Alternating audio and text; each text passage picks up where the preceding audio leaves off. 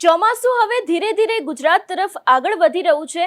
અત્યારે હાલ ગુજરાતમાં ઘણી બધી જગ્યાએ છૂટો છવાયો વરસાદ પડી રહ્યો છે અને હવામાન નિષ્ણાંત પરેશ ગોસ્વામી દ્વારા પણ આગામી દિવસમાં હજી આ વરસાદ વધી શકે એવી શક્યતા અને સંભાવના વ્યક્ત કરવામાં આવી છે। ત્યારે અત્યારે હાલ એક સાથે ઘણી બધી સિસ્ટમ છે તે સક્રિય થઈ છે।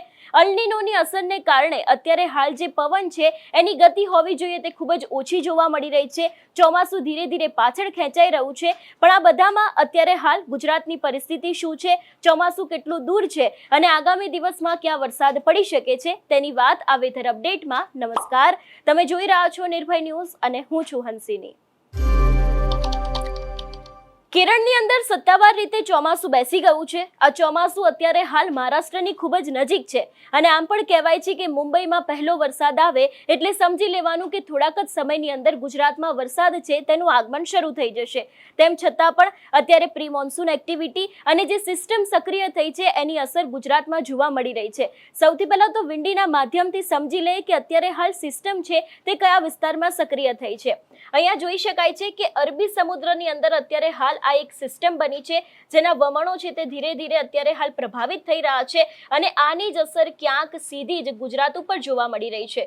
બીજી સિસ્ટમની વાત કરવામાં આવે તો બંગાળની ખાડીની અંદર પણ અત્યારે હાલ ધીરે ધીરે જે સિસ્ટમ છે તે સક્રિય થઈ છે અને એની અસર પણ ક્યાંક વેસ્ટ બેંગાલ છે ને તેની આસપાસના જે વિસ્તારો છે એના ઉપર થઈ રહી છે।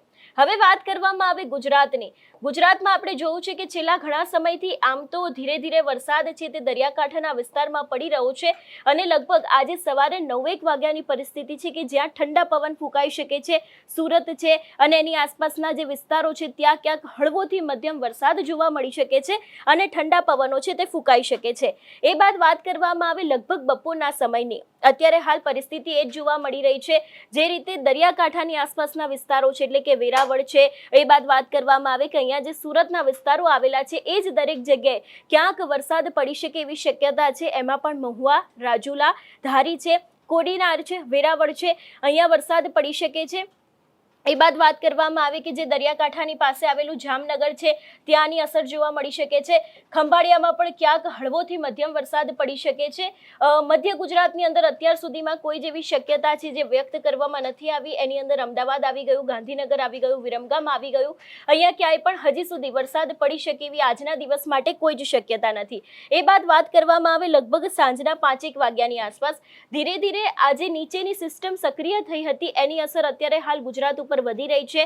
ખાસ કરીને હવે જૂનાગઢ, અમરેલી છે, પાલીતાણા છે, ભાવનગર છે, અલંગ છે, મહુવા, રાજુલા, ધારી, કોડીનાર, વેરાવળ આ દરેક જગ્યાએ હવે ધીરે ધીરે ક્યાંક હળવોથી મધ્યમ વરસાદ છે તે પડી શકે છે એવી શક્યતા દેખાઈ રહી છે। એ બાદ વાત કરવામાં આવે ખંભાત, ભરૂચ, સુરત, આમ તો મોટે ભાગે આપણે જોતા આવ્યા છે કે જ્યારે પણ મહારાષ્ટ્રની અંદર વરસાદ આવતો હોય છે ત્યારે તેની અસર સુરત ઉપર, નવસારી અને વલસાડ તરફ તેની અસર ખૂબ જોવા મળતી હોય છે, પણ આ વખતે અહીંયા ક્યાંક વરસાદ છે તે ખૂબ જ ઓછી માત્રામાં જોવા મળી રહ્યો છે, પણ ચોક્કસથી દરિયાકાંઠાના વિસ્તારો છે ત્યાં આની અસર છે તે ભારે પ્રમાણમાં જોવા મળી રહી છે। એ બાદ વાત કરવામાં આવે લગભગ સાંજે 7 વાગ્યાની આસપાસની પરિસ્થિતિ શું રહેવાની છે આજના દિવસે, તો હવે ધીરે ધીરે આ વરસાદ છે તેનું જોર ઘટી રહ્યું છે એટલે અત્યારે હાલ ગુજરાતની અંદર સાંજના સમયે વરસાદની કોઈ જ શક્યતા છે તે જોવા નથી મળી। ફક્ત ને ફક્ત ક્યાંક છૂટો છવાયો વરસાદ કહી શકાય ને ઠંડા પવન ફૂંકાઈ શકે એવી શક્યતા ભાવનગરની આસપાસના વિસ્તારોમાં અત્યારે હાલ વ્યક્ત કરવામાં આવી છે। રાતના સમયની વાત કરવામાં આવે લગભગ 10 વાગ્યાની આસપાસ અત્યારે હાલ ક્યાંય પણ એવી પરિસ્થિતિ નથી જોવા મળી। હા, ચોક્કસથી મધ્ય ગુજરાતમાં રાતના સમય એટલે કે જે અમદાવાદ આવેલું છે ત્યાં થોડી ઘણી આની અસર થઈ શકે છે એવી શક્યતા છે। ઓખાની આસપાસનો જે વિસ્તાર છે એટલે ફરી એક વખત દરિયાકાંઠાનો જે આખો ભાગ છે ત્યાં ક્યાંક આની અસર થઈ શકે છે એવી શક્યતા આજના દિવસ માટે વ્યક્ત કરવામાં આવી છે। હવે વાત કરવામાં આવે આવતીકાલની સવારની એટલે કે લગભગ 7 વાગ્યાની આસપાસ કેવું વાતાવરણ રહી શકે છે। જે રીતે અત્યારે હાલ આસપાસના જે વિસ્તારો છે સુરતમાં હવે ધીરે ધીરે સુરતની અંદર પણ ક્યાંક વરસાદ છે તે જોવા મળી રહ્યો છે। વાપીની અંદર પણ ક્યાંક મધ્યમાં વરસાદ પડી શકે એવી શક્યતા છે લગભગ 12 વાગ્યાની આસપાસ। અમદાવાદની અંદર પણ થોડો ઘણો મધ્યમ વરસાદ જોવા મળી રહ્યો છે એવી શક્યતા છે। બીજી તરફ વાત કરવામાં આવે કે જે રીતે અત્યારે હાલ જે સિસ્ટમ સક્રિય થઈ છે એની અસર અત્યારે હાલ ક્યાંક ગુજરાત ઉપર જોવા મળી રહી છે, જ્યાં વમણો છે તે ધીરે ધીરે વધી રહ્યા છે અને એને જ કારણે ક્યાંક સીધા જ આ વમણો છે ને આ સિસ્ટમની અસર ગુજરાત ઉપર જોવા મળી રહી છે. પ્રી મોન્સૂન એક્ટિવિટીને કારણે પણ ક્યાંક આ વરસાદ છે તે અત્યારે હાલ પડી રહ્યો છે. બીજી બાજુ હવામાન વિભાગ દ્વારા પણ ઘણા બધા વિસ્તારોમાં વાતાવરણ સૂકું રહેવાની આગાહી કરી છે અને ઘણા બધા વિસ્તારોમાં હળવોથી મધ્યમ વરસાદ પડી શકે છે એવી શક્યતા વ્યક્ત કરવામાં આવી છે. થોડા સમય પહેલા આપણે જોયું હતું કે છોટાઉદેપુરનો જે વિસ્તાર છે, મધ્ય ગુજરાતમાં અમદાવાદનો જે વિસ્તાર છે, એમાં દરેક જગ્યાએ ક્યાંક વરસાદ છે એટલે કે હળવોથી મધ્યમ ઝાપટા જોવા મળ્યા હતા અને અત્યારે હાલ ચોક્કસથી અલ્નીનોની અસર પણ ક્યાંક જોવા મળી રહી છે અને એને જ કારણે જે પવનો ફૂંકાવા જોઈએ એ પવનો નથી ફૂંકાતા અને વરસાદનું જોર છે તે ધીરે ધીરે ઘટી રહ્યું છે. અત્યારે સિસ્ટમને કારણે વરસાદ પડી રહ્યો છે, પ્રી મોન્સૂન એક્ટિવિટીને કારણે વરસાદ પડી રહ્યો છે, પણ હજી પણ ગુજરાતમાં જે ચોક્કસ ચોમાસું બેસવું જોઈએ, જે વિધિવત રીતે ચોમાસું બેસવું જોઈએ એની શક્યતા હજી પણ ક્યાંક દૂર જોવા મળી રહી છે. આમ તો લગભગ એવું કહેવામાં આવતું હોય છે કે 15 થી 20 તારીખની વચ્ચે ચોમાસું છે તે બેસી જતું હોય છે, પણ આ વખતે ગુજરાતીઓને હજી પણ ચોમાસાની વિધિવત રીતે બેસવા માટે થોડીક રાહ જોવી પડે છે એવી પણ અહીંયા શક્યતાઓ દેખાઈ રહી છે. વધુમાં આ વિષયને લઈને હવામાન નિષ્ણાંત પરેશ ગોસ્વામીએ શું આગાહી કરી છે તે પણ સાંભળીએ. નૈઋત્યના ચોમાસાની વાત કરવા જઈએ તો જે 8 જૂન 2026 થી જે જગ્યાએ ચોમાસું રોકાયું હતું આજની તારીખે પણ હજુ કોઈ એની ખાસ મુવમેન્ટ થઈ નથી. ચોમાસું ત્યાં જ છે પણ વરસાદી એક્ટિવિટી છે ચોક્કસથી જોવા મળી રહી છે. નૈઋત્યનું ચોમાસું લગભગ હવે એવું માનવું છે કે આવતીકાલે બપોર બાદથી ધીમે ધીમે એની શરૂઆત થઈ જશે, કેમ કે અત્યારે પણ અરબ સાગરમાં એક નવો કરંટ આવ્યો છે અને આ કરંટ છે હવે ચોમાસાને વેગ આપશે. જોકે એ વેગ આપશે છતાં પણ કોઈ ધોધમાર વરસાદ કે તીવ્રતા સાથે વરસાદની સંભાવનાઓ નથી, પણ ચોક્કસથી આવતીકાલથી આ ચોમાસાને વેગ મળવાનું ચાલુ થાય તેવા પરિબળો અત્યારથી સક્રિય થતા જોવા મળી રહ્યા છે. બીજી વાત એ કરવાની છે વરસાદની વાત કરવા જઈએ તો આમ તો આપણે ઘણા સમયથી એક અનુમાન હતું, જોકે નૈઋત્યનું ચોમાસું છે એ ઘણા કારણસર લેટ પણ થયું છે. જે અનુમાન હતું એના કરતાં થોડુંક લેટ થયું છે. 15 જૂન આસપાસ ચોમાસું ગુજરાતમાં પ્રવેશ કરીએ એવું અનુમાન હતું. બધા જ એક્સપર્ટનું એવું અનુમાન હતું, જેમાં મારો પણ સમાવેશ થાય છે, પણ એ અનુમાન પ્રમાણે અત્યારે હજુ ચોમાસું પ્રવેશ નથી કર્યું, એટલે હવે પછી ગમે ત્યારે આવે તો પણ એ બધાનું અનુમાન હતું એના કરતાં લેટ ચોક્કસથી ગણી શકાય છે. બીજી વાત એ કરવાની છે કે આપણું એક બીજું અનુમાન હતું કે 15 જૂન આસપાસ વરસાદી ગતિવિધિ થશે, તો એ ગતિવિધિ આજથી જોવા મળી છે. ગઈ રાત્રે એટલે કે ગઈકાલે 16 તારીખ હતી, 16 જૂને મોડી રાત્રે પણ અમુક જગ્યાએ છૂટાછવાયા હળવા ઝાપટા જોવા મળ્યા. આજે 17 તારીખે પણ ઝાપટા જોવા મળ્યા. આપણે ગઈકાલના વિડીયોમાં પણ કીધું હતું કે આવતીકાલે 17 તારીખે છૂટાછવાયા ઝાપટા જોવા મળશે, જેમાં ખાસ કરીને દક્ષિણ ગુજરાત અને સૌરાષ્ટ્રના ગ્રામ્ય પંથકમાં અને એમાં પણ દરિયાઈ કાંઠાના વિસ્તારમાં અમુક જગ્યાએ છૂટાછવાયા હળવા સામાન્ય ઝાપટા જોવા મળ્યા છે, જેમાં જૂનાગઢ જિલ્લાના ગ્રામ્ય વિસ્તારમાં પણ ઝાપટા પડ્યા એવા વિડીયો અને સોશિયલ મીડિયાથી પણ મારા સુધી સમાચાર મળ્યા છે મને.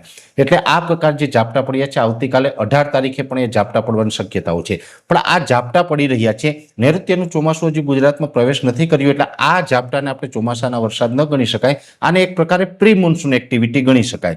જે સેટેલાઇટના માધ્યમથી આપણે વરસાદ બતાવતો હતો એ વરસાદ પ્રી મોન્સૂન એક્ટિવિટીના ભાગરૂપે અત્યારે વરસી રહ્યો છે. જોકે આ વરસાદ છે એ કોઈ હેવી વરસાદ નથી. આ વરસાદની અંદર કહી શકાય કે જેની ઓરવીને વાવેતર કરેલું હોય એના ઉપર પડે તો એના માટે ફાયદારૂપ છે, પણ આ વરસાદ છે એમાં વાવણી થાય એટલો બધો અત્યારે નથી, એટલે કે આમાં કોઈ વાવણીનું સાહસ ન કરી શકે. પણ હા એક ચોક્કસથી છે જેને ઓલરેડી વાવેતર થઈ ગયું છે એના માટે ચોક્કસથી આ આટલા ઝાપટા છે એ પણ ક્યાંય ને ક્યાંય ફાયદારૂપ છે એ સાબિત થશે.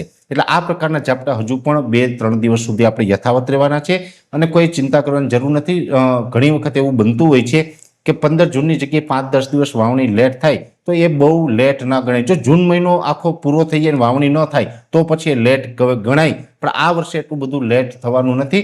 હવે ચોમાસું છે એ ટૂંક સમયની અંદર લગભગ આવતીકાલથી એની મૂવમેન્ટ ચાલુ થઈ જશે અને 20 તારીખ સુધીમાં લગભગ ગુજરાતના ઘણા વિસ્તાર એવા હશે કે ત્યાં વાવણી લાયક વરસાદ પણ દસ્તક દેશે. જો કે આપણે પહેલા જ જણાવ્યું હતું કે જે 15 તારીખ આસપાસનો વરસાદ હશે એમાં સૌરાષ્ટ્ર અને દક્ષિણ ગુજરાતના કદાચ છૂટાછવાયા વિસ્તારમાં અમુક વિસ્તારમાં વાવણી લાયક થાય, બાકી આમાં બહુ પરફોર્મન્સ રહેવાનું નથી. 22 થી 25 જૂન વાળો જે રાઉન્ડ છે એમાં પછી આપણે સારા પરફોર્મન્સ જોવા મળશે ને એમાં લગભગ બધાનો વાવણીનો વારો પણ આવી જશે. એટલે આ પ્રકારનું જે આપણું અનુમાન હતું એમાં એક નૈઋત્યનું ચોમાસું આપણે જે પહોંચવાનું હતું એ આપણા અનુમાન મુજબ લેટ થયું છે, પણ જે આપણું વરસાદનું અનુમાન હતું એ પ્રકારના છૂટાછવાયા હળવા વરસાદો છે એ આજથી જોવા મળી રહ્યા છે.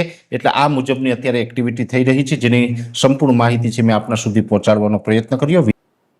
જે રીતે તેમના દ્વારા પણ આગળના દિવસોમાં વરસાદ પડી શકે છે, હળવોથી મધ્યમ એવી આગાહી વ્યક્ત કરવામાં આવી છે. તેની સાથે હવામાન વિભાગ, જે ગુજરાતનું હવામાન વિભાગ છે, એમના દ્વારા પણ આગાહી વ્યક્ત કરવામાં આવી છે કે લગભગ હજી પણ આજે વરસાદ છે તે એકાદ અઠવાડિયું પડી શકે છે અને એની અસર દરિયાકાંઠાના જે વિસ્તારો છે એના ઉપર થઈ શકે છે, એવી પણ શક્યતા તે લોકો દ્વારા વ્યક્ત કરવામાં આવી છે. અત્યારે હાલ તમારા વિસ્તારમાં વરસાદ છે કે કેમ, અમને કમેન્ટ કરીને ચોક્કસથી જણાવજો. તેની સાથે અમારી ચેનલ નિર્ભય ન્યૂઝને લાઇક, શેર અને સબસ્ક્રાઇબ કરવાનું ભૂલશો નહીં. નમસ્કાર.